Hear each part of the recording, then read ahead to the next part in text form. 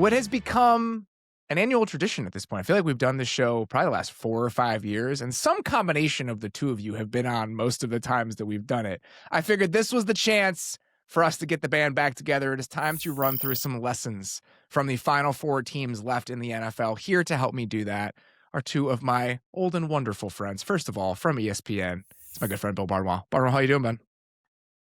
Looks like I dressed for a different podcast, so did not get You're so fixated on this. You don't look that much nicer than us. Great. Wow. Okay. So in between, I don't look that nice. I look great. I'm going to take Nate's side of this. Thank you for complimenting me, my friend. Of course. What I meant that you're not dressed for that much of a different occasion than we are, but you look great. Well, I'm not disagreeing with him. Also joining us today, it's our old friend from Yahoo, Nate Tice. Nate, how you doing, buddy?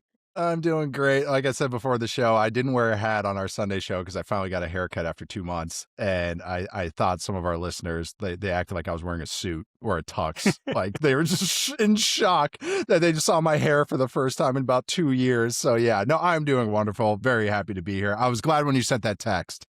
Like, hey, final 4 teams. Hey, it's time. Let's do it. So very excited to be here. I love the show. There are like 5 or 6 shows we do every single year where like no matter what the staffing on the show looks like, no matter how many times a week we do the show, no matter what any of the other structural things are, we're going to do this podcast. And so this is one of them. Every year we're doing this because I think it's such a fun way to use this collection of teams, these 4 teams, as a way to point to larger themes about the NFL. I think it's a really good exercise. It's useful and it's fun, and so we're going to continue going back to it. This is a very simple kind of deal here. We each came with, I said 4-ish to you guys, right? It was 4-ish. Was that the directive? No, I was not giving. I think I have like 12. So oh, okay. Well, I said 4-ish. 4-ish okay. Lessons you think you can pull from the final 4 teams left in the NFL. For those of you guys that are wondering, that means the Patriots, the Broncos, the Rams, and the Seahawks. So what kind of through lines can we find from those teams that we can maybe attach ourselves to and use as directives for how teams should think about how to get to this weekend moving forward? Barnwell, you have 12, so we're going to start with you. What is your first lesson that you took away from the final 4 teams in the NFL this year? Okay, so this is not my idea. I didn't come up with this, obviously. I know Greg Olsen has talked about this a lot during broadcasts. Obviously, I think Greg Olsen does phenomenal work, but it is borne out by the final 4 teams. And that is this idea that what really matters in the NFL now is not yardage, not field goals, but explosive plays and your ability to produce explosive plays and stop explosive plays. And I know like there's a little bit of tautology to that. Like, you know, you want to get a lot of those and you want to stop a lot of those. I don't think that's like a brand new idea. But if you look at explosive play differential, and I think this is 12-yard runs, 16-yard passes or longer. Seahawks, number 1 in explosive play differential, and I think the 9th best explosive play differential rate since 2000, behind a bunch of Shanahan teams, the 2001 Greatest Show on Turf Rams, and then a couple of Legion of Boom teams. Rams number 2, Patriots number 4, Broncos number 5. 4 of the 5 teams atop the NFL in explosive play differential are in the final 4. Can you guys guess who number 3 is? Colts? Packers? Colts. That is a good guess. Packers. Maye's got it. Yes, Packers their are number offense 3. is ridiculous. So this idea that like the best teams, what they are doing is they're giving up yards here and there. Doesn't really matter. Patriots are terrible in the red zone, for example. They're the worst red zone defense in football. But if you can control the explosives and you can create explosives, that is what actually makes the difference and moves the needle in the NFL in 2025. Where are you, Natives? You've done your suplex stuff over the last couple of years, which for you is like it's a good measure and it's a good thought where you're combining essentially success rate and explosive play rate and trying to build them into one metric to get a sense of not only how explosive these offenses are, but how consistent down to down they are. Have you noticed any sort of vacillations on the line between explosiveness and success rate where it started to trend more toward big plays with the offenses that you're like, this is what you should be chasing? Yeah, no, absolutely. They're for passing, I found the goal numbers 14%. Just pass attempts. That doesn't include scrambles. I've kind of made up my own little like scrambling explosives as well, because I've realized that the running explosives could get skewed. But no, 14% passing. And then I found rushing, it's explosive runs matter if you don't get explosive passes. But if you do have explosive passes, then explosive runs becomes a little bit less necessary. And I felt like there was rushing success rate, 40% is kind of the gold mark. You know, you can go +1, -1 about from there, but more or less that's the mark I'm looking for. But no, I've really taken this as something my dad's ever has believed in, and really he got it from Brian Billick.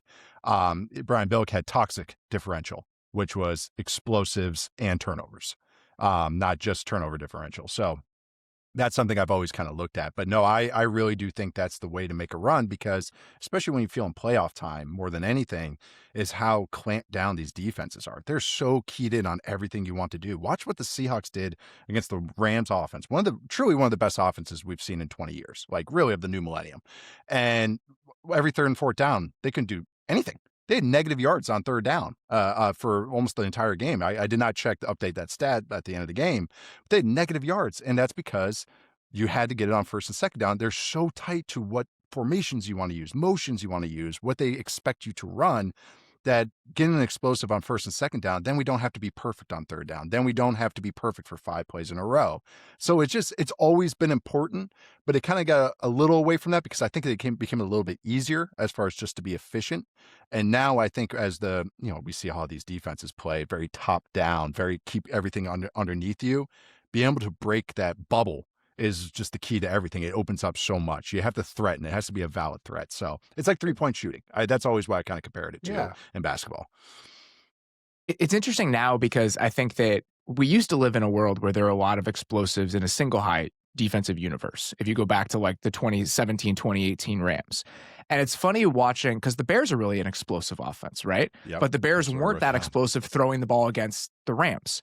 And I think it's because where are you seeking out these explosives with the new offensive world that we play in?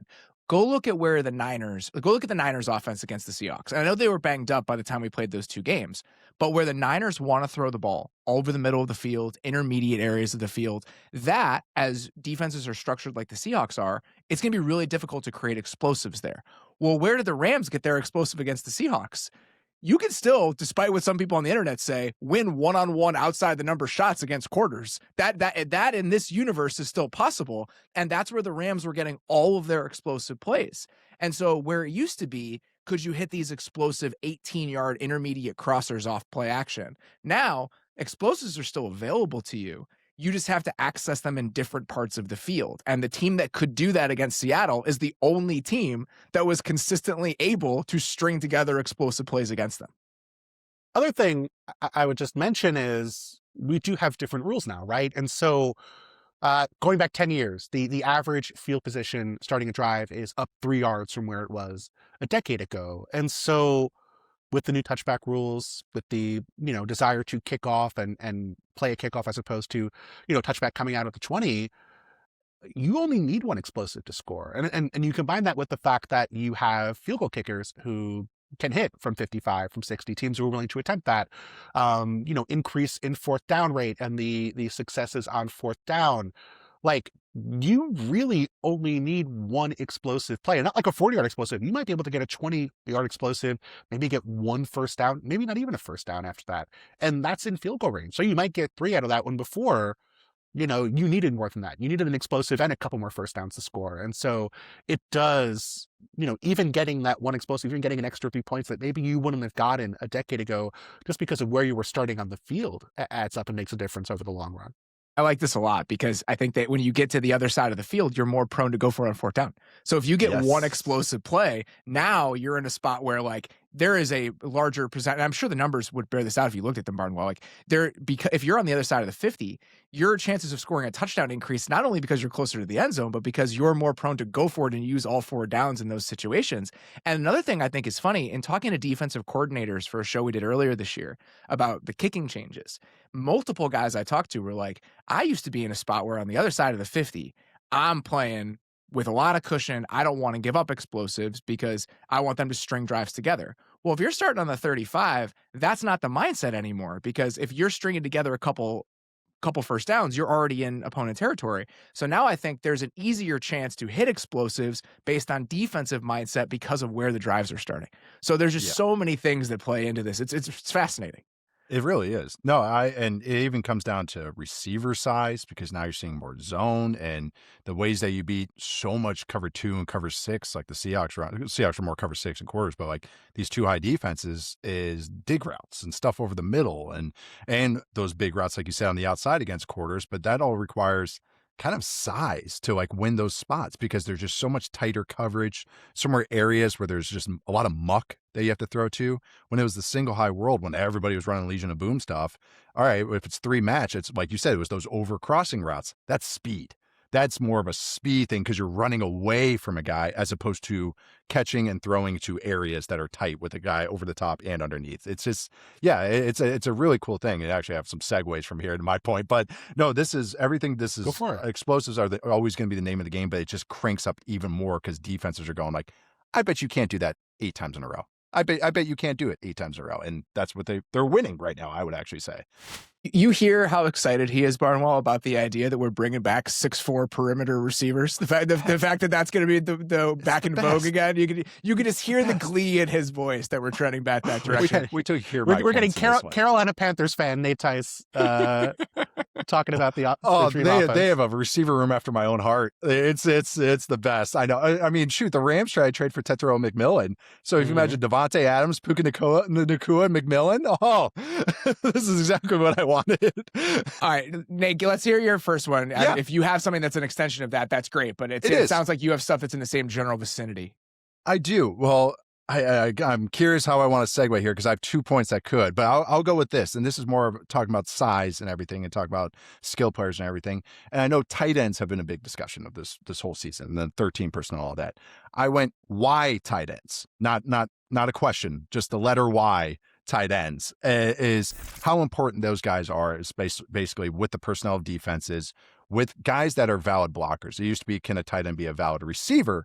And that's more, all of these guys are because it's just how they have to play in college. Now it's more, how can you play in line? How can you play more snaps and impact more snaps? And it's something I always just love to see the kind of the seesaw of this about what kind of guys are valuable. I mean, the Bears, Colson Loveland, this is why I preferred him over Warren in that process. Cause I was like, yeah, I really like Warren, but Loveland down the road is going to be able to impact more snaps. And if you look at these teams, the Final Four teams, AJ Barner, of course, great blocker, good enough receiver where he's a valid receiver. He's the guy that, you can't just wash away. Parkinson, of course, and the Rams tight ends, but I would say Parkinson most importantly because he is a blocker and a valid receiver as well. The Patriots guys, it kind of tapers off, but they at least have 2 guys that are playable. I wouldn't say they're great blockers in Hooper and Henry, but they're playable and they're not negatives. They're not negatives. They don't have to be hidden.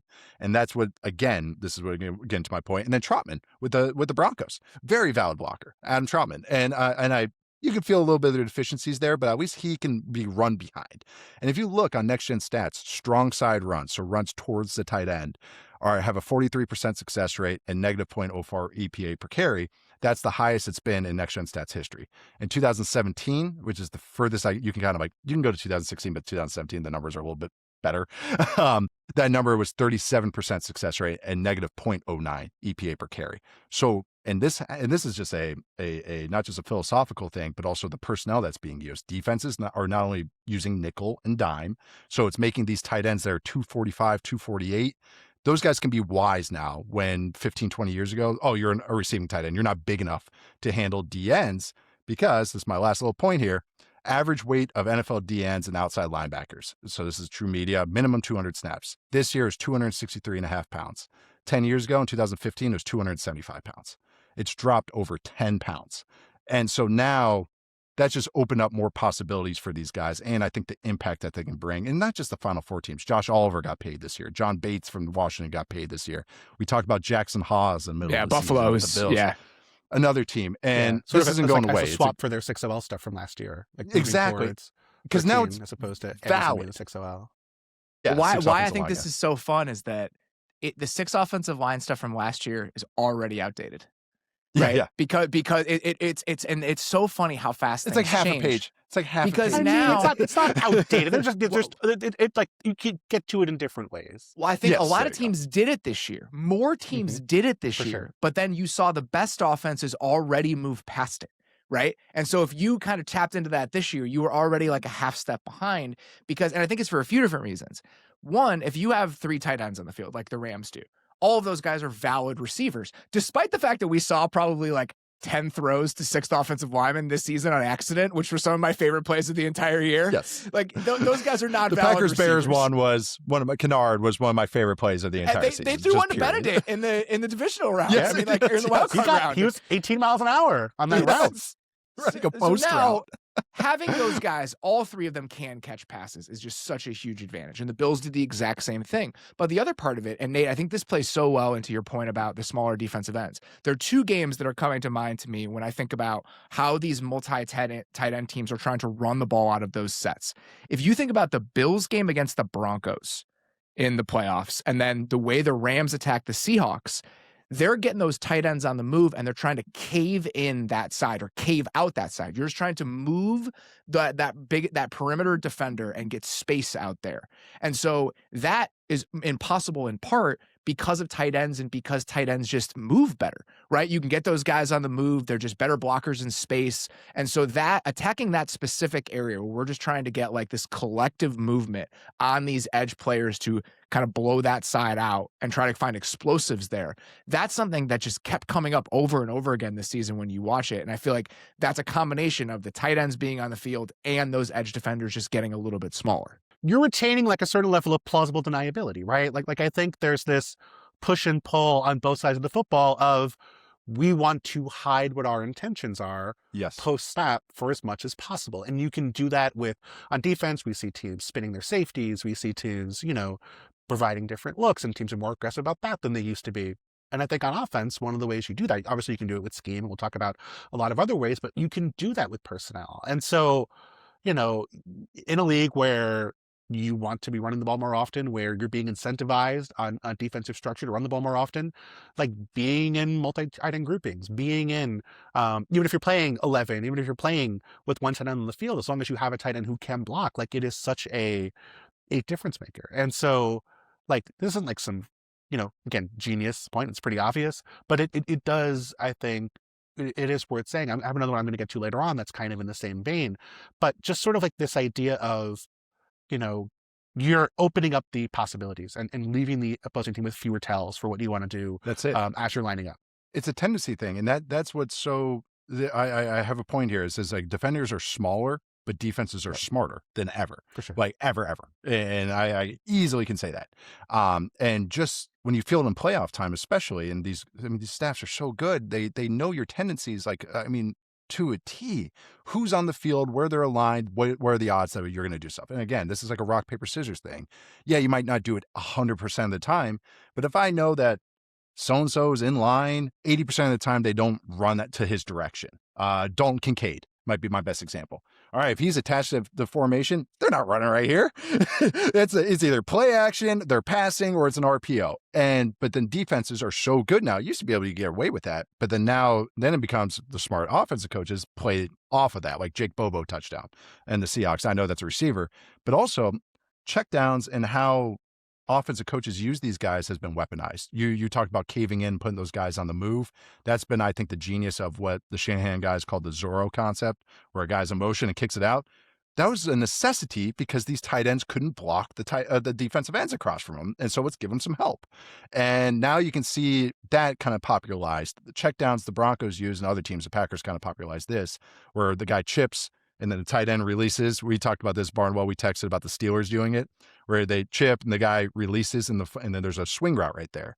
So even the guys that might be, this guy's, I would just make up a guy. Josh Oliver's on the field. Okay, he's not going to catch a pass. Well, now he's getting weaponized as a lead blocker. And now we can't just tee off on that this is actually a pass play they can get to. And on top of it, to bring up to your guys' first point, talking about like how aggressive coaches are and where everything's scoring range is, third downs have become second downs in some instances. So a 3rd and 5, I can run 12 personnel with my wide tight end, a guy that's not a receiver, because it's technically almost a rundown, not rundown, but more like a 2nd and long than what used to be a 3rd and long. And I think that's another thing. So those downs become more like these guys are on the field more because those downs are more live downs for them. So it's just all of it kind of tying together. And I just think that receiving tight ends hit a kind of a ceiling, and now the blocking aspect of it is becoming more prioritized and becoming more of a valuable commodity for these guys. Mm-hmm. Yeah, and then if you are approaching 3rd and 5 and saying, okay, we can present the threat of running the football, doesn't mean you have to run the football, but just because you can have a plausible deniability of, we can come up with 12 personnel and just run duo on 3rd and 5 because we're going to run on 4th down as well. Now you can open up explosives off of play action on 3rd and 5. For us before, that was not typically a down where you might have the opportunity to spike an explosive. You were typically playing to the sticks. The Rams could go 12 personnel on 3rd and 5 with Parkinson, Ferguson, and Adams and Nakua, and they could run anything. Yep. And you have to defend it now. It's not 3rd and 5 how it was 10 years ago. It's like, all right, pass, 1,000% pass here, guys. All right, here comes the blitz. They might just run duo on us and run all over us like that. It's very cool to see how these teams are getting to it now. It's funny you guys talking about this idea of, defenses being able to hide what they want to do and their intentions, and then offenses trying to do the same. That to me, and this isn't one of my points because it doesn't really fit the Broncos, but it fits the Rams and the Seahawks 100%. The reintroduction of high play action rates this season, specifically by teams like the Rams, where the Rams didn't run play action 4 years ago when they went to the Super Bowl, and now they have the highest play action rate in the game again. And the reason they went away from play action is because as defensive structures changed, the ways that you would access play action with those crossers became less effective. Well, now they've gone back to it without trying to access those routes, I think in large part because in my mind, this is how I've kind of bucketed it. Play action offense is the same as starting in 2 high shells on defense. It's just a way to be able to do anything. It's just a way to hide your intentions. And so even if you're not accessing the same types of explosive shots off play action you were 7-8 years ago, the confusion you create by lining up under center and using play action, you're doing the exact same thing to defenses that defenses have tried to do to offenses over the last 5 years. And so the more things you can do to provide the defense with 3 different options before the play, the better. And more offenses, I think, went back to that world this season after we trended much more to a spread out shotgun. Even like the 2 teams that did it, that I think were the teams that like, oh man, like this is canary in the coal mine stuff. We should be paying attention to this. When the Rams and the Niners stopped using under center play action, that's when the league changed for like 3 years. And the fact that they're now back there, I think really shows us what that cycle has looked like. Yeah, I'm in the middle of watching every single Seahawks play action snap from this year for the Super Bowl preview. That's what I stopped doing to do this podcast. Rams number 1 under center this year, Seahawks number 2 in terms of under center rate. Patriots 9, Broncos 16. Yeah, and the fake, just speaking to what you're talking about, and I think offhand someone told me this, so I don't know if I can like use the quote, but I know the Shanahan guys, and I think even Kyle specifically said like you can't run play action how you used to because now everyone does what Jim Schwartz used to do.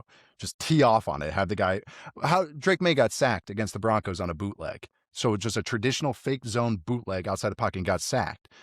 10 years ago, no defensive end would have been doing that and running straight at him. That's totally changed how defenders are taught to play because everybody's running that.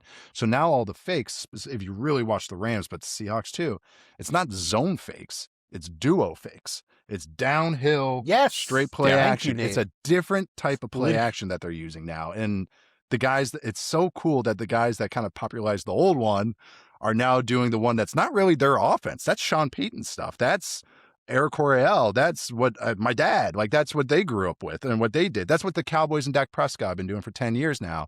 But now it's kind of cool to see the guys that were the zone guys doing the duo gap fakes now. So that's literally what I'm charting. How football works. I'm literally charting, gap zone runs on play action and how often they're going out of gap schemes. And they can still get to like the boot stuff if they're faking off duo. Like it's not like you can't get to that stuff just because you're not running outside zone.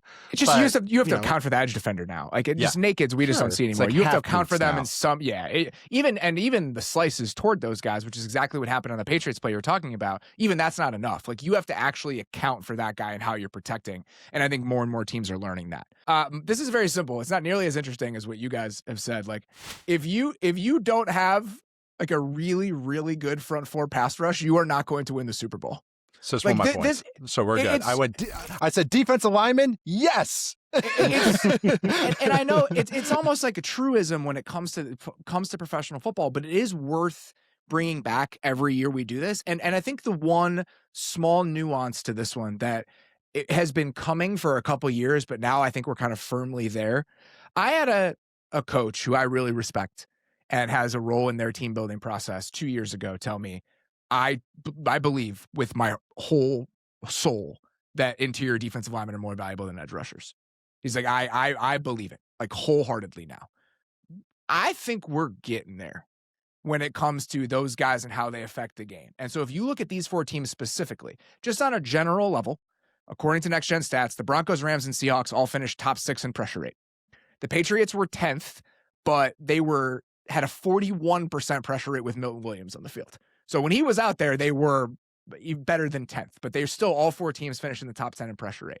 But then you take it one step further, and obviously some of these teams have really good edge rushers, right? Jared Verse, Nick Bonito, the Seahawks have 12 guys, whatever. But if you look at the interior players on these teams, I'm looking at the PFF pressure numbers right now. Top 5. Number 1, Zach Allen. Number 2, Kobe Turner. Number 3, Leonard Williams. 4, Jeffrey Simmons. 5, Chris Jones. 6, Christian Barmore. 7, Byron Murphy. 9, Milton Williams. So we have 8 guys in the top 10 in total interior pressures played for the 4 teams that finished in the Final 4. And so if you need to be able to create that with 4 guys. And now I think maybe more than any time I can remember since I started paying attention to this, those guys need to be on the interior. And just think about going back to last year. Milt Williams was a part of this discussion a year ago. Chris Jones, who was 5th on that list, is a part of that discussion a year ago. So now just having those guys where there just isn't that much you can do to take them out of the game and having them be a linchpin of what your team looks like, it just feels like we have come to a place and live in a world where that is a non-negotiable part of being one of these teams that's around till the end. No, absolutely. My point was this. I said defensive lineman, yes. And I think we did one where I think we did, Robert, you and I did like kind of lessons of Super Bowl finalists. Or yeah, like just what the non-negotiables you need to win a Super Bowl. What does every Super Bowl winner have for like the last 10 years? And one was you have to have a guy that can get 5 or more pressures for you. And that's always stood out to me, and I think it's still a truism. But now I think you need the Monstars out there. You need a motley crew out there, however you want to put it. I had in my note, because I said defensive lineman, yes, is that it's not just pass rushers or edge rushers, I should say. Those are important, but you have to have a variety pack of defensive linemen. And you look at, it's almost like, especially when it comes to playoff time, it's that ability to pivot. Like, okay, they're taking away this, or this matchup we need to hunt. They have a guard that stinks. This guy is not good Anthony against Bradford? speed. Pardon? Anthony Bradford? Yes, this is where all it comes from. Bradford, Will Campbell. It's, a little bit speedy, bendy guys. And if you look, you mentioned, you said the 12 guys the Seahawks have. I think all these teams, Broncos, Allen, Roach, DJ Jones, John Franco Myers, Nick Bonito, Jonathan Cooper, Patriots, Milton, Barmore, Tonga, Chason, who's actually been on. Unbelievable. Chason, I thought, stunk a few years ago, and he's like good so now. bad. He's good now, Where apparently. did this dude come from? Yeah, I know. Seahawks, of course, their guys. Murphy, Williams, DeMarcus Lawrence, Nwosu, Derek Hall, Boy Mafi, Rams, First, Young, Kobe Turner, Poona Ford, Braden Fisk. Why I'm bringing up all the names, not just to like show that I can look at our lads. It's more just to say, like, you can just throw any of these types of guys at you. One guy has to maul and hold up against the run, because if you want to play a certain coverage shell, if we're doing all this rotation and we're doing all this, like Macdonald runs everything for the Seahawks defense. He can run everything on the back end because he has the front that can do what they need. Sometimes you need guys that hold up blocks. Sometimes you need gap shooters. Sometimes we need to slant. Sometimes all these defenses, they drop guys into coverage. So you need athletic guys that can drop into coverage as well. So it used to just be who can shoot the gaps and get upfield. And now it's like a whole new world. You need offensive lines are getting bigger. So you need guys that can maul, but you don't need the fat pluggers. You need guys that actually can do a little something too. Who can move across the center's face. So, and also just speaking to edge rushers, and just kind of like how offenses have gotten so good with tight ends and moving them around and kind of mitigating maybe any blocking deficiencies, really good at helping out tackles. It's so much harder to help out a guard and a center. It's so like you can slide, you can everything, but chip help, you have to just, it has to be so much more creative. And if you have guys that can be valid and moving around, a lot harder to account for that than just lining up with 4 and going, unless you're the frickin' Texans. Like the Texans like can do it, but they're the outlier, I think, to what more teams are doing now and having just again, a monsters that they can throw at offenses. Love you bringing up the Texans because I think this is something I've had to kind of rewire my brain about, and I would caution fans of teams to think about it this way as well. Like, if you're looking at what your team needs from a defensive line perspective in a given offseason, don't just look at like the first line of the depth chart. It's like, oh, well, we have 2 defensive tackles and 2 defensive ends. We're talking hockey lines now. Yes. And the Seahawks specifically, I think, are such a good indication of that because I cracked jokes when it happened, but when they drafted like Byron Murphy in the first round and then signed DeMarcus Lawrence this offseason, I was like, how many do you need? Right? Like, how many do you need? And the answer is all of them. Yes. Poona Ford too, right? Like the Yep. Rams defensive line was the best thing they had last year. And then the second, and I'll get to that in a second, the second biggest thing they do in free agency is go sign Poona Ford immediately. And so this is very much an Ocean's 11. You think we need one more? You always need one more. When it comes to defensive lines now, you always need one more. And I think these teams specifically are very good reminders of that. Do you think the Eagles' influence matters here? Like, do you think teams saw what the Eagles did in the Super Bowl and were like, yeah, we want 8. We like 4 is not enough. We need 6. We need except that is a classic Howie Roseman trope of like, you know, he's trading for Robert Quinn at the deadline when they have a stacked defensive line. Like that felt like maybe, you know, other teams have had deep defensive lines before, but it feels like the Eagles prioritizing that maybe a spread around the league a bit. It's funny because I think the last year they actually stopped rotating them as much because that's a Fangio thing. And so it's like, it's kind of a weird, like intermediate step where the Eagles used to be like that. And then under Fangio, they actually rotated less and then they won the Super Bowl. But I think this is more about just teams and their specific needs heading into in a given season. Like Poona Ford is just the skill set the Rams needed. Right. And I think with Beach, yeah. And again, with the Seahawks, I think that they've just been so hell-bent on trying to add as many different body types as they can. Like what Lawrence and Nwosu are versus, and I know Hall's very strong, but like Mafe specifically, like they're just such different types of players. And so to be able to have those 4 and be able to rotate them as much as you want to, like, I think it's just about options. And I also think, and Nate, I'm curious, like the amount of stunting we see from the really good defensive lines and like the different body types you need to fully unlock all of those things you want to do only increases the need to diversify the skill sets that you're adding to the room. And so I think that plays into it too. If this were just my like clean point, I was going to open and say like, I think everyone can take advice from Wu-Tang Financial and diversify their bonds. Diversify your bonds. And it's kind of just the same exact thing. They diversify. Can't say the full quote, but they can diversify their full defensive personnel. But I think it's just as we talk about defenses, they can tee off on you. Offenses too. Like look what happened to the 49ers defense. Oh, Huff's on the field? All right, running right at you. And like, that's why I think that in a situation, Huff is useful. Once you get to playoff time against AKA the best teams with, in theory, the best coaches, they're going to find that weakness and just pound away at it. And that's what's so cool about some of these guys go, oh, you got that? All right, here's DeMarcus Lawrence that's going to just tee off on you on 4th down. There's a reason he might have been a healthy scratch during the postseason last year.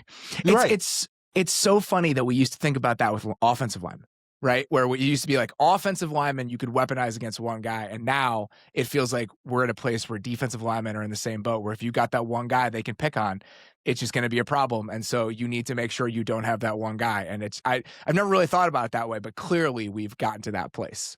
Yeah, and if you think about the crustiest old school thing of, the offensive linemen, there's no continuity, they're too young, they don't get training. If you believe that, okay, great. The way to attack them is to give them every possible look, force them to communicate, force them to pass stuff off, force them to deal with every twist, every slant, every stunt you can get. And you see, I'm thinking about some of the weaker offensive linemen, like Dylan Parham, Jonah Savane in Miami, like young guys who struggled in pass pro, like every week when I'd watch all the pressures on the sacks, you would see them getting hit on twists. You'd see them getting hit on stunts. And that is like, if you believe that as a coach, that is the thing, that is like the table stakes for being a good defensive coach, is just having every way possible to attack those guys. Watch what the Bears did to McClendon at right tackle, who actually was fine, but they went, this is the guy we're getting. You could tell the Bears coaches we're going to bring these saw pressures, all the safety, the DB stuff, but they're like, that's the guy we're getting. And they gamed him up. And again, when you get these, it's so cool when you see it play out exactly probably how they intended. The mean way is they say, who's the fish? And that's what these defensive coaches do. And they go, oh, there's the fish. All right, we're going to just I wait until we watch the Seahawks right guard next week. I think there's going to be so much movement on that right side, like from the Patriots front. But like that's exactly what these coaches do. And it's again cool to see play out. The Bears are such a great example here, though, and like how it's not when you don't have enough, because Dennis Allen threw just a almost perfect game at the Rams in that game. But when you have to go back to it too often, eventually they're going to get there. And so you can have this great specific bespoke defensive game plan where you're bringing all these pressures, but when you get to a place where you can't do it with 4, eventually a good offense is going to beat you. And so I think that's where the little gaps are. All right, Barnwell, what's your next one here? Ooh, okay. I have a very big picture one. It might not come together well. In my head, it makes sense. I'll let you guys decide if that is the case. So I think sort of like if I'm having a really broad picture, like meta, this is what smart teams in the NFL are doing versus teams who are less smart. It's not new, but I think they're focusing on it more than in years past. I think you're seeing teams really drill down on trying to reduce the complexity of the opposing team's playbook, try to take as much out of it as possible, try to drill down to the stuff that they can predict that is more reliable, where there's a smaller amount of things teams can get to, and then taking advantage of that. And so that happens on both sides of the football. On defense, I think the thing you see it with as an example are some pressures, right? Like presenting certain looks that teams are going to have only a couple of protections for. So only so many things you can do for, an overlook at the snap, and then knowing, okay, if we're getting a full slide in the situation 90% of the time, we're going to have a call that's going to take advantage of a full slide.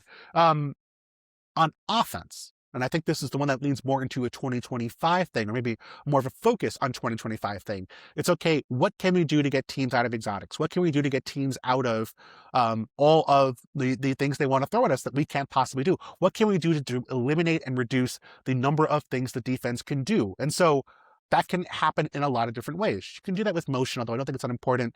You can do it with personnel. And the Rams 13 is a great example because there's only so many things you can do to deal with 13 personnel. I think 6 offensive linemen is kind of the same thing. So when I said earlier, like 6 OL, 13 personnel, like there's differences, but it's still that idea of, okay, you're not dealing with this on a regular basis. You can only run certain things. It's going to eliminate or limit what you can do defensively in terms of your personnel, in terms of what you can call, how you can fit the run.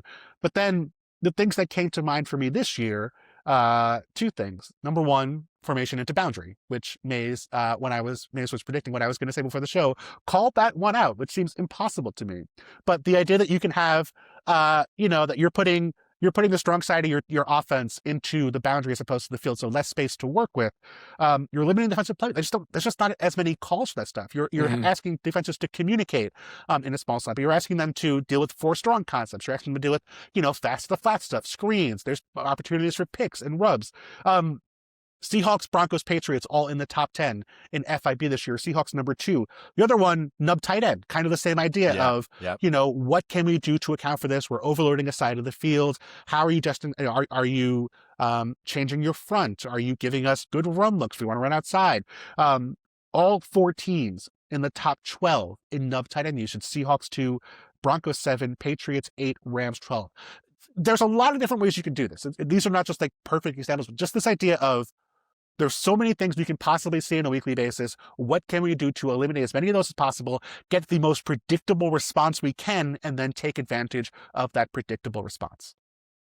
No, coverage checks is that's the golden thread you're trying to pull as a coach, or as far as an offensive coach. Is if I do, this is what Shanahan's so good at.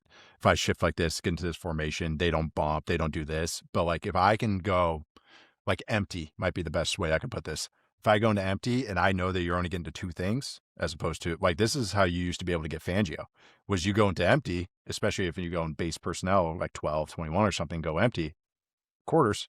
I know what I'm getting every single time. And they don't have the personnel to make that tough. If you have Cooper DeJean sawing guys off in the slot, but if the year before that, oh man, who'd they fire? They brought in Patricia, but the year before that, Sean Desai. Thank you, Sean Desai, and blast from the past. But no, it is when they were running that coverage, same exact thing. They didn't have the horses, so it was anybody that played the Eagles that year, empty, and because they was just so predictable. This was how you used to be able to get Spags. To make him more simplistic. all these teams have so many creepers and simulated looks. It's like you're playing Rex Ryan every freaking week now. That this is, you have to, so just dovetailing off what you're saying, Barnwell. Yeah, I think that's the goal. Like, that's what you're trying to find every single week. And I think teams are getting better at that. And I'm just talking about the offensive side, but yeah, defensively, you can do that as well too. But offensively, that is something you really see teams trying to do more and more. The 1x3 nub stuff is definitely see that. God, I just the Patriots did it a couple weeks ago against the Broncos. Do a ton of it. The Seahawks do a ton of it. Yeah, I mean, it's Rams have done it a ton. Like, that was you brought up their first Super Bowl run with Stafford. That was what they did every play. It was empty 1x3. It was Tyler Higbee was the lone receiver like all the time. Yeah, and Seattle's such a good example of this. Like, you think about, all right, we want to be in very specific things to make you very specific.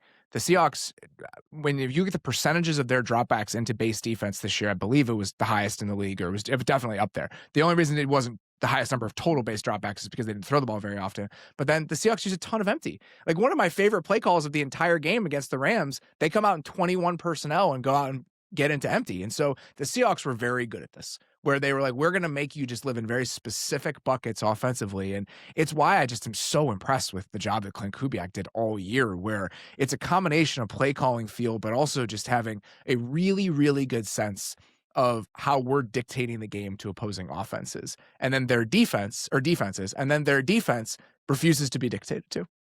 There's like nothing you can do to make us do what we don't want to do. And then you flip it back to our prior point, though.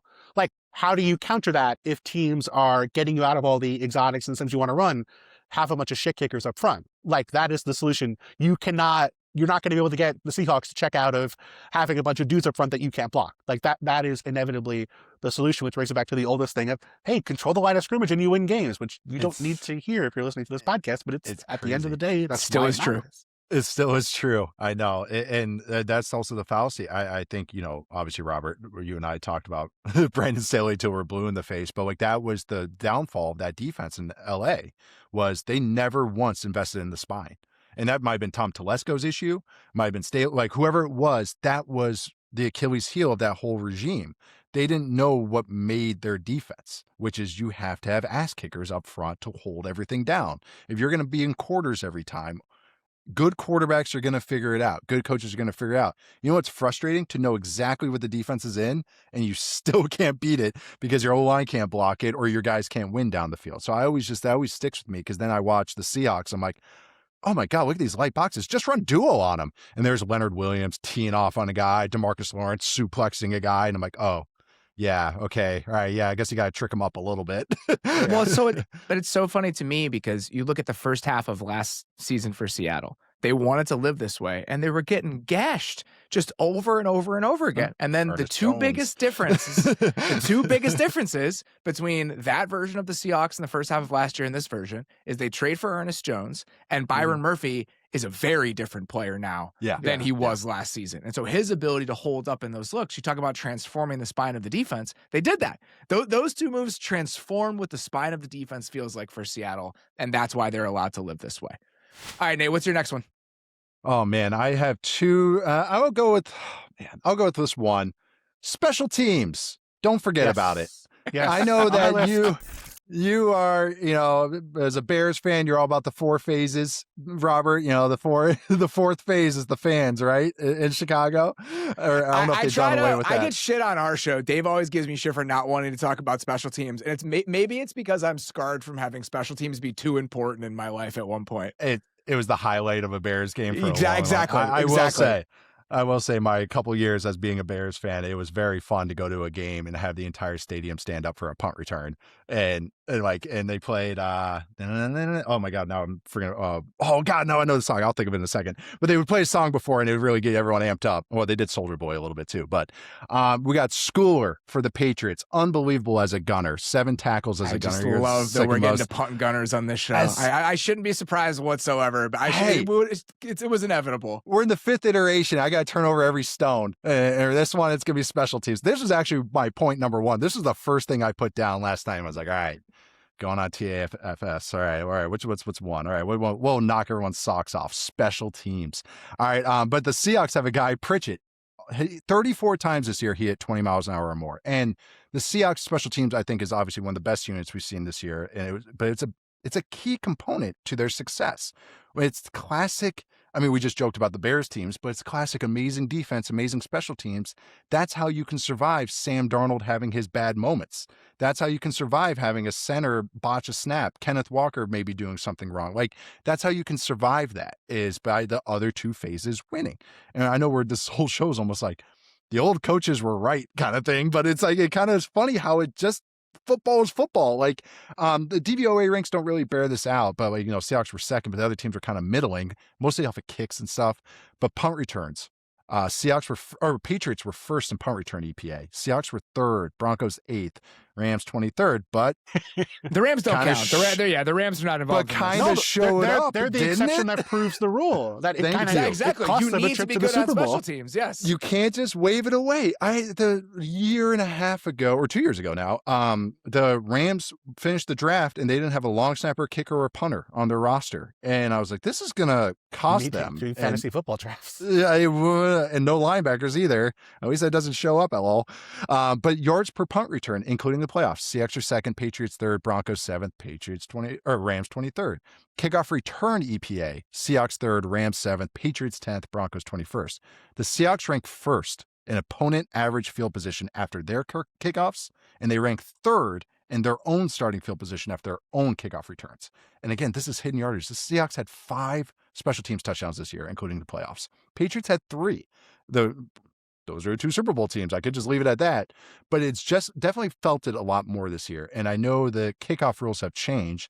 I think returners are becoming, they get prioritized just a little bit more. I remember talking with Dane about this a year or 2 ago. But they become a little bit more. And actually, I think punters have become a little bit more valuable to me in just the sense that, yeah, they might be punting from midfield a little bit more, but coffin corners matter again, as far as just booming it. Weather, and I know more teams are going to be in a dome in about 5-10 years where it's like going to be like 28 teams in a dome. So maybe not as much, but that Broncos Patriots game just stood out to me so much. It was like, we think about quarterback arms cutting through this wind and cutting through all that. What about the kickers and punters? In games like this matters just as much. So I don't know. I think my overarching point would be, don't ignore it, and how much it can turn into a weapon in a wide open playoffs, in a wide open NFC or AFC, wide open season. Don't ignore a phase that can win you the game. And I think the teams that didn't, you can feel them kind of like, oh, they just popped this. Now they're in midfield and scoring position, yada, yada. Yeah, the only reason that the Broncos had a chance of scoring in the second half of that game is because Blake Barringer had a couple really bad punts. He got them into range. It was an opportunity where the Patriots second team was not very good, and that gave the Broncos a shot. I had elite return man on my list. I mean, the Seahawks get Rashid Shaheed. He was so good. Marcus Jones for the Patriots, phenomenal. Marvin Mims over the last couple of years, maybe the best return guy in football over that 2-year span. And for the Rams, just have an ellipsis and said, wish you had one of those guys, don't you? And I think this is a league where scoring is down from where it was 5 years ago. Number of plays are down from where they were 5 years ago. Field position after kickoffs has improved from where it was 5-10 years ago. Having the ability to get either a touchdown or, again, an explosive play that in itself puts you in field goal range or flips field position matters. Then for punters, given that you can get the ball at the 35 now, the average distance for after getting the ball back is on the 30-yard line. Your only chance of stopping the opposing team and having them start deep inside their own 10-yard line now is on a punt or by failing on 4th down. Like, you're not going to get the, touchback to the 20. You're not going to get, kick return to the 22 and then a holding penalty. Like, it happens occasionally, but that's really rare. And so that's the only time you're going to get that opportunity to do that. And so this is a league where I think field position, it matters less in the traditional ways, but it does matter in a different way now maybe than it did 20, 30 years ago. That's kind of the way I kind of looked at it too. Think of it in first downs. Like, if you get a guy 15 yards shorter or closer or further away, that's another. We just talked about explosives. That's one more explosive they have to get, or that's 3 more successful plays they have to get. Like, if you start thinking in first downs, then I'm like, oh my God, 22 yards. That's 2 first downs they don't have to get now, or they do have to get now. And those it's funny because I think some people would be like, well, how does that play into teams going for it more on 4th down? Well, you have to weigh how many more first downs you need, but also the possessions. Both things can be true at the same time. Like, it still is a game of possessions, but the difference in field position does matter. The possessions matter more, but the field position also is important. And so, Barnwell, you sang the Scoring is down. Possessions are down. Plays are down. That brings me to kind of my next one here. Is defense back? Do we have to reconsider what this group usually looks like? And I'll come from my own perspective on this. My worldview when it comes to how I think NFL teams should operate is dictated in part by what the makeup of the Final Four teams has looked like since I started covering the NFL. If you go back to like I've always done it since 2014 or 2015. I think it was because the first time I did the exercise, it was 10 years. But if you go back to like 2015, the only team in the Final Four that did not finish top 10 in EPA per play on offense was the 2015 Broncos. That was it. Every other team that played in the championship games was a top 10 offense by EPA per play in that given season. This year, the Seahawks were 13th and the Broncos were 10th. And if you look at some other metrics, the Broncos were 15th in offensive DVOA. The Seahawks were 14th in weighted offensive DVOA.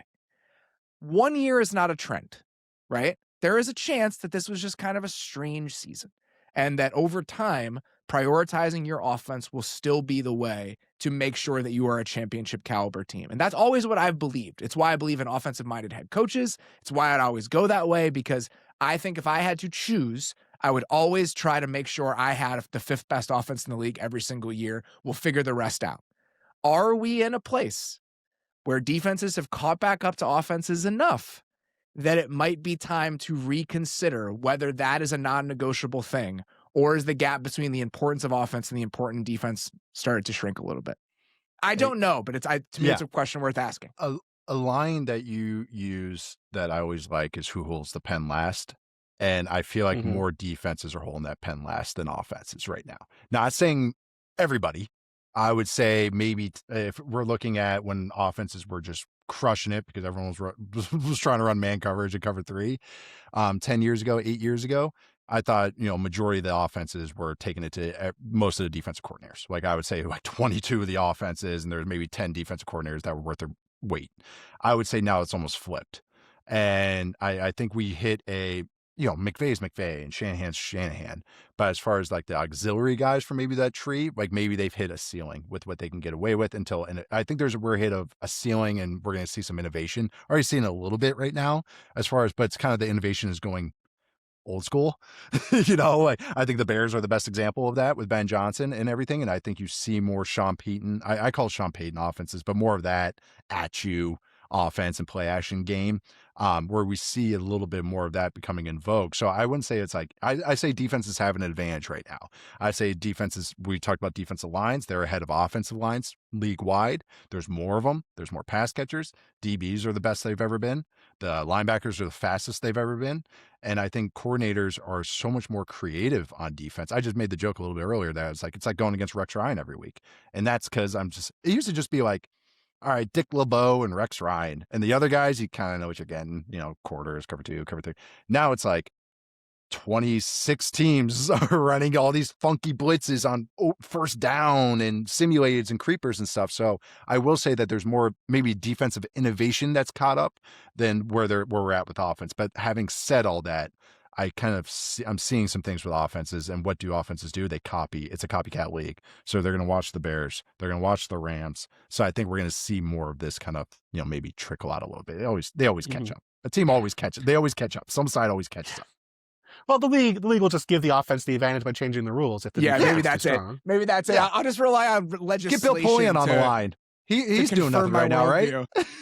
Bill Polian is not 100% sure that he voted to change the offensive rules. Because I feel like you will like throw cold water on this for me. Where it's just like I'll throw a little bit of cold water on it. Because I'm ready for you to. Because it shakes my principles to my core to consider this as an option. But I think that this year specifically, it's made me want to go back and be like, all right, let's actually think about how true this is. So where do you land on this?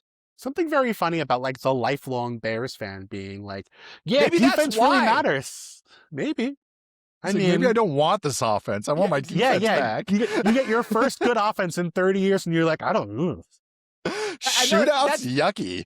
I think it's probably why I prioritize the offense as much as I have, because it's like I know how hard it is to live the other way. Yeah. And so, but that's one thing where, again, over the last like 10-ish years, I think really since the McVay version of the NFL came to be, Nate, you guys know this. That has been one of my, like, I am unwavering in this. If I'm hiring a head coach, he is going to be in my offensive play car. That is going to happen. I am not getting off that. And watching what Mike Macdonald has done, and the fact that we have two defensive-minded head coaches in the Super Bowl for the first time in like 10 years, I think I would be not doing my like due diligence at this job if I didn't at least question whether holding steadfast to that previous opinion is the right way to approach it. So two things, and these don't refute your point, but I just think they're reasonable counters to what you're saying. Number one, we lived in an era for 25 years where it's pretty much either been a Tom Brady-led team or a Patrick Mahomes-led team in the Super Bowl. And so those two teams are primarily offensive-driven. Doesn't mean that you can't win otherwise, but just those two teams have been so dominant and so good on one side of the football. Not that the Chiefs haven't had good defense, not that the Patriots haven't had good defense as they have at times, but just this idea of, well, you can either have the best quarterback of his generation or you can do something else. And if you are going to do something else, and this is one of the years where the something else has been able to get all the way up to the top, maybe it's easier to have a good defense than find almost a generational quarterback. But the other thing I would say is I want to see how teams react to this during the offseason, because last year the Eagles were, I think, 31st or 32nd in cash spending on the defensive side of the football. They drafted a ton of guys and felt good about them, but they did not invest a ton of defense at all. I think their highest paid defensive player might have been James Bradbury, who did not play a single snap for them all season. This year, the Patriots and Broncos are two of, I think, the 5 highest teams in the league in terms of cash spending on the defensive side of the football. They spent, Patriots obviously a ton in free agency. Broncos signed a bunch of guys to extensions. They signed Surtain, they signed Benito, they signed Franklin Myers, they signed Allen, that they have a ton of dudes they feel good about on the defensive side of the football. They brought in Greenlaw, brought in Hufanga as well, paid a premium to bring those guys in. Rams were 32nd in defensive spending. And you could argue, hey, came back to bite them, in terms of cornerbacks got pretty iffy by the end there. Linebackers were stretchable, shall we say, in coverage, and maybe not the best tackling linebackers I've ever seen in my life. But, I think there's this thing of, you're almost like, I don't want to be mean. It's almost like this question of, are you min-maxing it? Like, are you sort of seeing, like, okay, we believe in defense, but we think our best way to get that is just to draft a ton of guys on that side of the football and just invest everything in our offense the way the Rams do, the way the Eagles do, or I think you can flip it. I think you're seeing this idea of teams being more aggressively willing to throw a lot of their financial resources into one side of the football and draft on the other side of the football. Bengals, maybe, when Burrow, Chase, Higgins were on rookie deals, maybe a good example of that as well.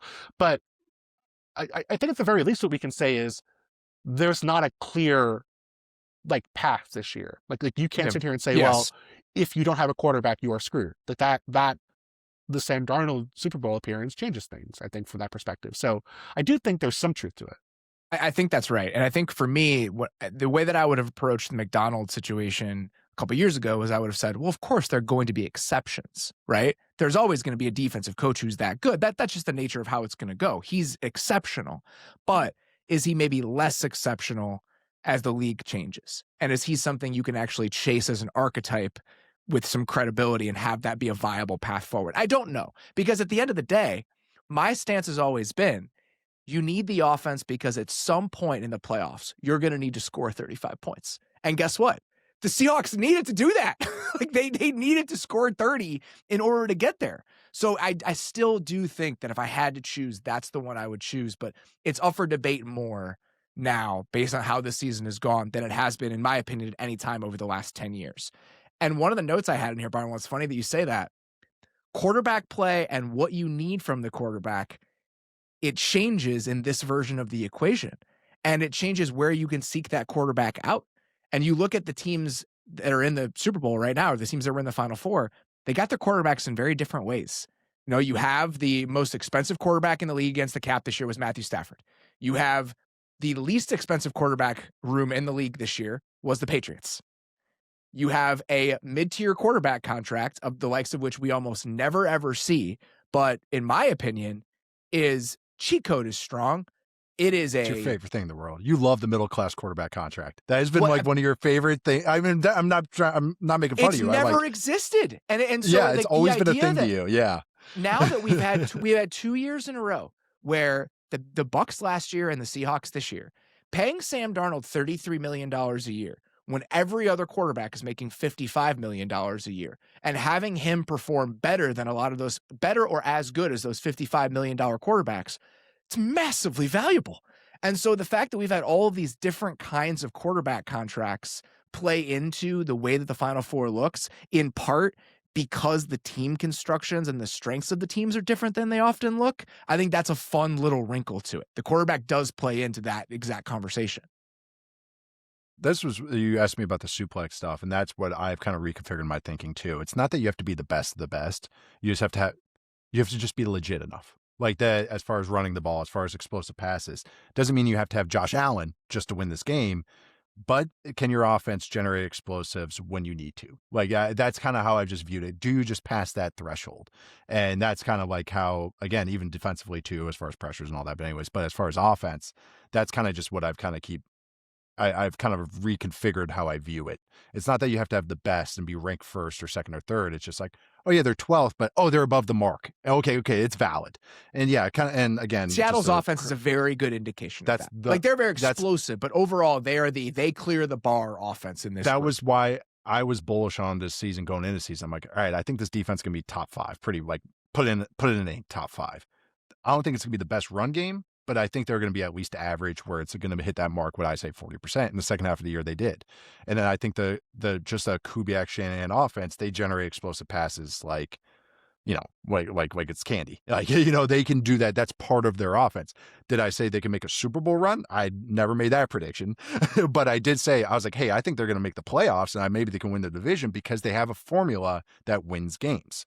It's not the best, but they can pass those thresholds. So yeah, and even just talking about defense, you're talking about just who makes the finals and everything. You're talking about the offense being top 10. I looked this up a few weeks ago, but I don't think there's been a Final Four team since 2013 that hasn't had that. They've all had a positive, or they've held offenses to a negative EPA.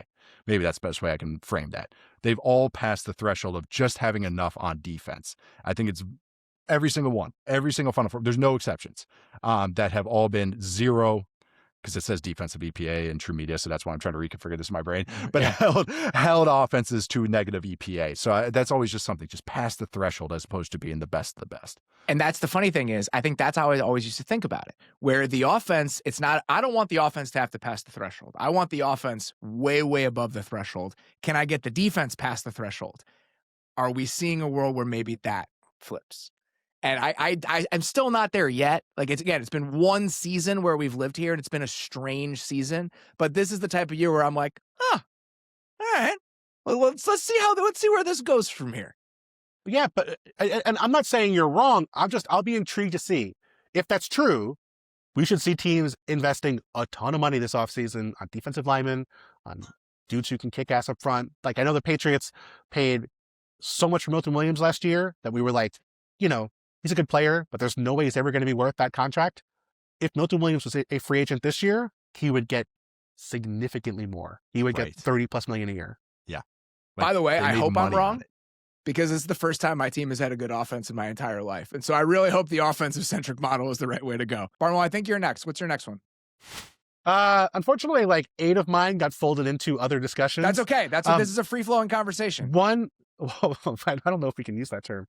One I have, and this is inspired by your colleague, and I think all of our friend, Ted Wynn, this idea of you need to have a good nickel. And I think like that being more of a priority for teams than maybe, even your starting off-ball linebackers. And you think about these teams, they have very different kinds of nickels, but they're all playing at a high level. You think about the bigger guys, Nick Emmanwori, Quentin Lake, that idea that, okay, if we're going to live in our sub packages, if we're never going to play base, we don't want to ever play base if we don't have to, having a dude who is big enough, in the alley, big enough as our overhang defender, still good enough in coverage that he can survive. This idea of, we don't have to worry about getting outmatched by teams who want to play 12, who do want to play with bigger bodies, who want to put a sixth offensive lineman on the field. Like, we have the ability to counteract that by having by having nickels we feel good about.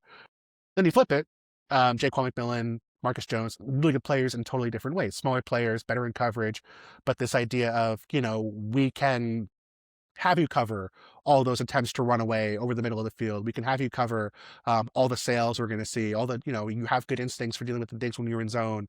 It just sort of feels like this is not a new thing. Like, it's been a trend for a long time now, this idea that, like, we have to value that position. But I wonder if it's becoming even a prerequisite to be an elite defense at this point. Emmanwori feels like the tipping point to me. Like, I think you could have said Kyle Hamilton's enough of a unicorn where if you're seeking out Kyle Hamilton, are you going to come up empty more times than not? Emmanwori doing what he did this year, and obviously he's a physical freak in his own right. Like, I understand that there aren't a lot of Nick Emmanworis walking the planet, but I think now the fact that we have two, and Derwin James is kind of doing a little bit of that for the Chargers. Like, I do feel like now this thing of, like, can we find our 220-pound nickel defender that allows us to play nickel to everything? I'd be shocked if we didn't see 3 to 5 dice rolls on that exact idea this offseason from teams that are trying to find their version of it. I'd be surprised. This feels like the moment where it changes. And it changes safety value, because if you have a guy that, like, is a guy that can play the slot too, but you're just a hybrid player now. Like, as far as, again, what used to be like, oh, 3 safety looks, haha, big nickel. It's like, no, that's base now. And you think the guy that always comes to my mind, because I think he's such a good blitzer, is Kyler Gordon for the Bears, who had an up and down year, faces injuries, all that stuff. When healthy, a very good slot player and a very good blitzer. And how, like, Dennis Allen has used him, how Eberflus used him, was they are doing what used to be a 3-4 common pressure, which is you rush the 3 defensive linemen, drop one outside linebacker, and the other outside. Think of James Harrison back in the day with the Steelers. Now it's just the slot is the pressure guy. So you're running a creeper rushing forward, but the slot is the outside linebacker now. But then the slot has to run in coverage. He has to blitz. He has to fill the run, because that's the gap on an open side. And it became like, I was just even looking at the divisional round teams. Like, Teron Johnson was one of these guys. But now you see Teron Johnson, he kind of became a weakness for the Bills this year. I mean, there's so much with the Bills that you could just dice apart, I know. But it's just, with him, they were trying to, okay, we get into base and everything, but then they kind of got the worst of both worlds. Was Johnson's not big enough to do all the dynamic things that we want him to do, and then our linebackers aren't that. So they kind of, and that was something I got on Bean about, Brandon Bean, was like, how did you not have a succession plan? You guys have lived in nickel for 95% of the time in the last 5 years, and you never had drafted a backup guy that could maybe take over the 180-pounder. But anyways. Now he's almost 30. Yeah. And, like, how'd you not? I don't know. Yeah. But Texans, Jalen Petrie, full-on weapon. Yes. Full weapon. And also just think bubbles, flats, all the screen stuff every team does. That's an extension of the run game. That guy is the guy that's swing the point of screens. attack. Pardon? Swing screens. The swing screens that everyone's running. Those guys have to be so dynamic now. You can't just be a coverage guy. You are an all-rounder. And if you're not, teams are going to get after you. The 49ers have an interesting rookie, Upton Stout, who had some nice moments there. And then even, I already mentioned the Bears with Kyler Gordon. When he's healthy, he was that. So it is something, it's just become, it's such a point of attack player now, when it used to just be, you're on third down and you have to play man coverage against the tiny slot guy.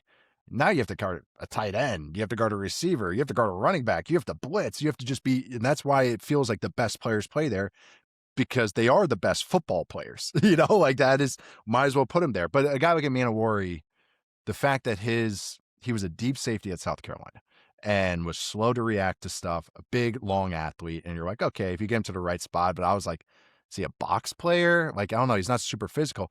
Get him in space, but also not make him do so much of the deep safety stuff. He can react quicker now because he's closer to the ball. And that opened my mind. Okay, I was getting coached by Mike Macdonald helps, but it just has opened my mind to, you can get more project-y types or get guys that you might not think are going to be starters for you. Might be an interesting deep safety, and now you can weaponize them and get your best 5 out there as far as DBs wise. So, yeah, this is why I love Cooper DeJean when he was coming out, because I was like, this guy is a best 5 enabler. No, he can line up wherever and get your best 5. Okay, you have other guys that can play outside corner, Quinion Mitchell and stuff. All right, put him in the slot and turn him into a weapon and just knock everything out. So yeah, it's not going away. It's only getting more and more important. Colleges are the same way.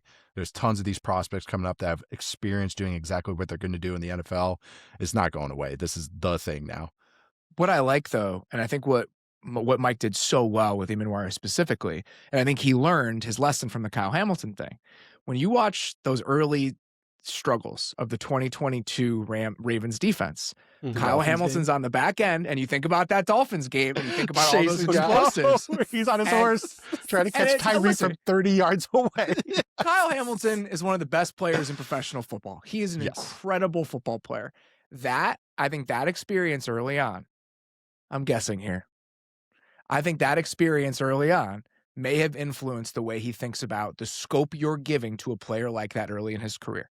Where when he had Kyle Hamilton on the back end and they're doing a little bit of everything, that guy's swimming a little bit. And the downside of a young player learning as a deep safety is significantly lower than the downside of a young player learning as a nickel. And so if you look at because I think that's what people are thinking. Well, will he play in this spot, and that spot? Nope. He is a nickel and box player. That is what he is this year. And by limiting that, they were successful. Cooper Jean, just a nickel player as a rookie. Derwin James even. I think one of the smartest things that Jesse Minter did was shrinking the menu for Derwin James. After the bye, he played more safety this year, but for the most part, he was a nickel and box player. And that's exactly what the Seahawks did. And I think that is going to be something that continues where it's like, we don't need him to play 5 different things. If he plays one thing well, that's just as valuable. And I think we're trending more and more toward that direction. Absolutely. All right, Nate, what's your last one here? Kind of nice little tie-in. This was the fourth one. I kind of was like, man, I feel like I need a little bit more philosophical here, as I talk about special teams and why tight ends. And how I kind of got at it was my one-liner for this is we're at a new level of aggression in the NFL. And now I'm talking about fourth down play calling. I'm talking about owners and team decision makers. I'm talking about we're at a crossroads in the league. And I know we felt that this year, how wide open the NFL felt. I'm talking about quarterbacks, that we got a new crop kind of growing up in front of us, which has led to so much discourse that I'm so ready to unplug from completely until I have to write an article about it. Oh my God. But if you just look at how these teams got here, just these 4, the Patriots fired Gerard Mayo after 1 year, hired Vrabel. Broncos fired Nathaniel Hackett after 1 year, traded for Sean Payton, a first rounder, gave him a shit ton of money, cut Russell Wilson, took on the dead cap and just said, we got it. And they made it to the playoffs 2 years in a row. Rams went all in, won a Super Bowl, traded for all these guys, totally tore the team down. There's Stafford and the Funky Bunch, revamped their whole team with a cheap rookie contract. And then they made the playoffs immediately. Revamped their whole offense. It's been one of the, that's why, again, McVay deserves every ounce of praise that we throw at him because, it's the most fascinating thing. Every year I'm giddy to watch what the Rams do because I'm like, what do you got this time? What do you got this year around? It's in heavyweight. It's a football test kitchen. I mean, that's what it is. That's what it is. I know it's obnoxious for neutral fans, but it's so fun. I don't give a shit. It's heavy. It's the movie Heavyweights. It's like last year they got jet skis, and the year before they got the Blob. This year we got 40% 13 personnel. They ran 13% one time last year. Yeah, and we just talked about the 2021 Rams were empty. Half the time. It was insane what they were doing. Still the most empty dropbacks of any team in the next gen era was the 2021 Rams. It was fascinating to me because you could see teams we're getting so frustrated against that. But the Seahawks fired their longtime coach, a legend, traded away their starting quarterback, signed Sam Darnold. Everyone's laughing at that, and here they are. And on top of it, Patriots spent the most money in free agency. Seahawks spent the 4th most in free agency this year. Ownership. Firing coaches left and right. We had 10 new coaches this year. Just a couple years ago, we had 10 new coaches. And that's because that whole VC money coming in, they're just like, hey, this actually isn't so bad. Maybe the $50 million. Soccer owners were onto something here. Let's just fire these guys. Let's get this going. Let's get a whole new staff here. This isn't so bad. Mark Davis, the brokest team in the NFL, has 3 head coaches they're paying right now because they sold so much VC money. Rights and streaming rights. we're entering a whole new world. Like, we're about to get 18 games. I don't care how much players want to complain about everything. We're getting that. And that's going to change scheduling. That's going to change. We're in so much new stuff here. That might change roster construction as far as how many players teams can have. That might be the change up on all of it. Coaching turnover, like I said, too, but also the ramifications of firing 10 head coaches a few years ago, 10 head coaches this year. The well is tapped. And the NFL is very insular. It's yeah, we can say it's the good old boys network. It is, but everybody wants a Shanahan guy for years and years and years. It's tapped. It's tapped. Now we're getting retreads of those same guys. There's no new guys to like kind of bump up, and we're seeing owners who only watch TV kind of just go like, I don't know who we're gonna like Corn Ferry. Who do you think we can sign? And it's just the same exact people. So that is, we're again, like I said, we're at crossroads. There's got to be a new tree that sprouts up. Like I don't know whose tree it is, but there's got to be new ideas, new inflection. Is it college guys coming in? Jim Leonard is a defensive guy, and to me, it's the Payton tree. You alluded to it earlier. I think to me, it feels like it's the Sean Payton tree. I was going to say is it the Harbaugh, Mike Macdonald, Jesse Minter tree? Minter.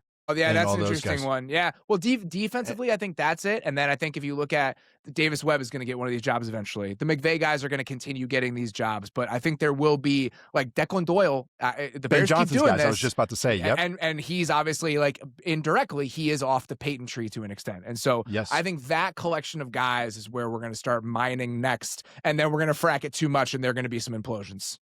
Yeah. Then we're getting fires and everything. And yeah, it's fascinating to me because I felt like this year it was like, oh yeah, fire the guys. Oh shit, where are the young coaches at? Like, cause everybody kept getting fired. I'm like, who are they interviewing? Like I feel like I'm pretty well versed on who are the interesting candidates. And I'm like, like, I don't know, guys. Like, there were no Ben Johnsons and no Liam Cohens in this thing. Nope. And that's the problem. We were talking about before we started. Where we've arrived with this coaching cycle is a perfect storm of bullshit, because you have all of the frustration from some of these long-standing teams not winning the Super Bowl when the Chiefs were not involved. So you get the Bills and the Ravens jobs open. You have the constant turnover that you're talking about, combined with this crop being not good enough and so much worse than the last couple of years. And so you have the most jobs open in recent memory. You have the most prestigious jobs open in recent memory, and you have no coaches to fill those jobs. That's exactly what happened. And you have owners who are having to do things that make no logical sense. I mean, today the Browns hired Todd Monken as their head coach. And I think Todd Monken's a good coach. I'm not saying like he's a terrible coach, but this same ownership group fired Todd Monken as offensive coordinator in 2019. Do you really think he got so much better over the last 6 years that he's now suddenly a good head coach? Like, I'm not saying he's a bad head coach, but like, if your eval then was, this guy's not even good enough to be our OC, what does that tell you about if you're hiring him as an HC now? Last one. Or the owner of the Bills going, hey, these stupid coaches made us draft Keon Coleman. Hey, we're going to promote the keep it here. Keep one. We're going to promote him. And then they tried to pass the buck to the receiver coach. And then it's like, Joe Brady played receiver. His background is receivers. So you guys went over the head coach and over the OC to blame the Bills. Your high second round pick from the wide receiver coaches. 33. It's basically, it's like, okay, like, all right. Sorry, the Bills have been like, oh, they've just been such a joy for me because it's just how much bullshit they're spouting, and it's just so much fun to just parse through it and go, wow, you guys can't even get your lies straight. Yeah. With days to prep. My last one is almost directly connected to this. Okay. And that is like the aggression, the aggressiveness being at an all-time high. I think we've had to recalibrate our concept of what windows look like for NFL teams. The Seahawks and the Rams have over/under preseason win totals of 8.5. Yeah, like it's this idea that like. But hold on, but that's also because Matthew Stafford was in a trailer getting indeterminate. No, excuse me. The Patriots and the Seahawks. Patriots. The teams that are like Rams and Seahawks. No, I'm sorry. The Patriots and the Seahawks have preseason over/unders of 8.5, and they're playing in the Super Bowl. And I think for both of these teams, I was guilty of this. When the Patriots were throwing all this money around in free agency, I'm like, why? Like what? Like to what end is this happening? What push? Like it's like and there are good contracts and bad contracts in free agency. When the Carlton Davis one specifically, I was like, you think you're going to be good enough, quick enough for this to matter? Me, right? Right. And they're about to play for the Super Bowl. And Right. so, and I think, and the Seahawks are, again, it's not totally the same because they won a bunch of games last year. But when the Seahawks traded Geno Smith and DK Metcalf, one of the first responses was, oh, well, the Seahawks are rebuilding now. The Seahawks are in the Super Bowl, right? And so I think that this idea that there is like a logical sequence of events that has to happen for you to build yourself into a championship team over like a multi-year period, it's kind of gone now. And I think one of the reasons that that's the case is that offensive context can change so fast for these teams, in part because of what the right play caller can do for you, right? Like Clint Kubiak being what he was this year, combined with Sam Darnold, there is no possible way for us to accurately predict what that would have looked like and what it would have meant for the Seahawks. It's impossible to do. JSN challenging for 2,000 yards. There's no world where you can do that. And so there's Yeah. no world where you could have predicted that this would have been the opening of the title window for the Seahawks. Even if you were the biggest Drake Maye supporter on the planet and you had faith in what the Josh McDaniels Drake Maye thing could look like, there is no conceivable way that you could have had him in with a season where he averaged 0.25 EPA per dropback. It'd be fucking crazy to predict that. But I think because of all of this, because of the power that a lot of these coaches have, the good ones, what Liam Cohen and Ben Johnson did this year, like that's possible. And so the convergence of that with quarterbacks that we don't really properly understand until they're in the right context, everything about the way that you view these teams before and after can change immediately. And so I just think that our understanding of what that means for their ability to win championships and the timeline it takes to win them also has to change. And I think this year was like a really good example of that. I feel like we're back in the mid-aughts. Yeah, I mean, I don't disagree. I just, this is the astronaut meme for me. It's always been this way. Like, I don't think this is a new thing. I go back to the Rams with McVay. Like, that team went from being a laughing stock, got having one of the worst seasons we ever saw, to being playoff team in year one, Super Bowl team year two. Games won. The Bengals with Burrow coming back from the ACL. Burrow, the Niners. the Bengals are the best comparison to the Patriots. Sure, I agree. Like if I'm trying to tie them together, that's the team they remind me of the most. Go back to the Niners with Harbaugh. The first year Harbaugh got there, Yeah. they go from being a mediocre team to 13-3 NFC. They probably should have beat the Giants in the NFC Championship game if it wasn't for those special teams, which turns out it mattered then too.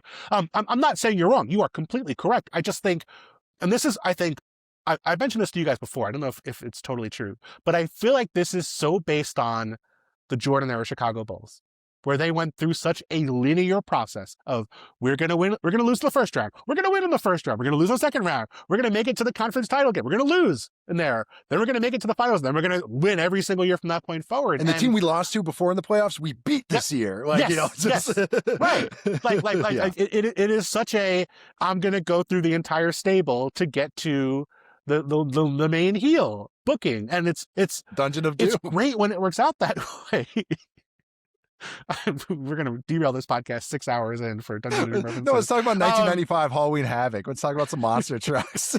Well, I mean, listen. I would say that Drake Maye is the giant falling off a Cobo Hall and getting up and not having any water on him. I'm putting a kibosh on this right now. You guys are done. You're a Tony Schiavone here, Robert. I've always aspired to be exactly that. You're probably right, Barnwell. And honestly, I say but this. I'm not saying you're wrong. I'm just saying that I think we underestimate how quickly these things seem turn to over. warp people's brains. Like, speaking of the Bulls, it was so funny you said Bulls. I was about to bring up the Warriors, where the Warriors warped everyone in the NBA. And then all of a sudden people have realized, oh, actually, pace and space, shooting. Everyone tried to copy it. Well, it gets over-tapped, whatever. And then also it's like, well, you have to counter that. And then we see, the Nuggets using size and Jokic and everything. Of course, having being the best player in the world helps. But same thing, I think Brady and the Patriots immediately followed by Mahomes and the Chiefs. That screws you a little bit because you go, well, we need that. And then it's like, man, shoot, even think of those first Chiefs teams. I guess you go Patriots here too, but the first Chiefs teams was Mahomes. Remember how bad those defenses were? Like, it wasn't like, and that's what's funny. It was like, that's not exactly how you want to build a team, like when you actually look at it. But again, this is like a nice way to kind of like end it. But it's just like kind of like speaking what you say, it's like just enough you have to have enough, kind of like enough of everything just to be valid and all that. But it's fascinating to me what you think is kind of tying in what you said, Robert. It's like kind of changing what you need. Like what I think you re-gauging it maybe is the best way to put it. Like, is that important, or how important does these things need to be? Quarterback, passing game, run game, defense, it's special teams, et cetera, et cetera. So yeah, no, it's fun how much it changes around, but I do think that dynasties kind of warped our brains a little bit. And I'm including myself here. Well, and I think that's what I'm saying is like I have to like make sure I'm thinking of this the right way, because in my opinion, and Barnwell, the fact that that might honestly be it, where it's just like that Bulls like sequence of events is burned into all of our brains, where it's just like there's a way to do this, So clean. there's a timeline you must do it on. But Yeah. I also think there are examples where there's so many to me where teams jump the gun and they pay for it. That's why I feel like there's actually a way to do this. And even like, listen, the Patriots may lose the Super Bowl, and that Carlton Davis contract might look like a disaster next year. I still think there are proper ways to handle free agent contracts that you give out. But again, I just think that this year specifically, there have just been multiple teams that have flown in the face of our idea of like what a window really is. And you go back a couple of years, the Broncos and the Rams did this. Like the Broncos free agent class in year one under Peyton, I was like, what are they doing? And then those guys that they signed, it was crucial in what this team looks like. The Rams in 2023 were like, well, when's that window going to open back up? The answer is immediately.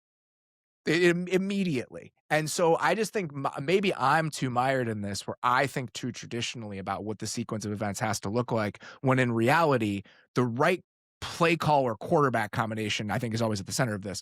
The right quarterback play caller combination smashes that wheel maybe more often than we want to admit, and we should be open to that idea when thinking about how quickly teams can do this. There's more paths to victory. I think that's yeah. Get tying my board game stuff. This is like, speaking of wheels within wheels, Bill. Dune Imperium, man, that board game, it's good. There's multiple paths to victory. It's just like it's football. Time for us to get the hell out of here. Multiple paths. Can we talk about the U.S. soccer team too? We got the World Cup coming up. We can get that in there. The Ricardo Pepi transfer to Fulham. I mean, did you see Freeman? Alex Freeman got signed? Yeah. Antonio Freeman's son. Hey, we tied in FC Central, Robert. Antonio Freeman's son. I knew Very this good was a soccer mistake. player. I knew this was a mistake. All right. That is all we've got for today. Always good to do this with you guys. Barnwell, tell people where they can check out the work that you're doing right now, including the Super Bowl preview you're already maniacally working on like a psycho. ESPN.com, go to the psycho section. You will find me. And Nate, where can people check out the work that you are currently doing? Over at Yahoo, and a little bit of NFL Plus stuff. I have some videos kind of coming out now, doing some breakdown stuff. But yeah, at Yahoo, check it out, Football 301, all the good stuff over there. All right, guys, that is all we've got for today. We'll be back tomorrow with an update on the coaching carousel. We were going to do a mailbag for Friday. There's just way too much shit we have not talked about yet. Like it feels like there have been 30 coaches hired that we haven't talked about. And so we're going to sit tomorrow and just download on all of that with me, Derek, and Dave. We're also going to have a couple of our beat writers on to help me walk through a couple of the processes that I don't understand, like the Bills hiring Joe Brady. So we're going to do a couple of those tomorrow as well. For now, though, that is all we've got. Sincerely appreciate you guys listening. We'll talk to you very soon. Thanks for watching. Follow The Athletic Football Show wherever you get your podcasts. And don't forget to subscribe on YouTube.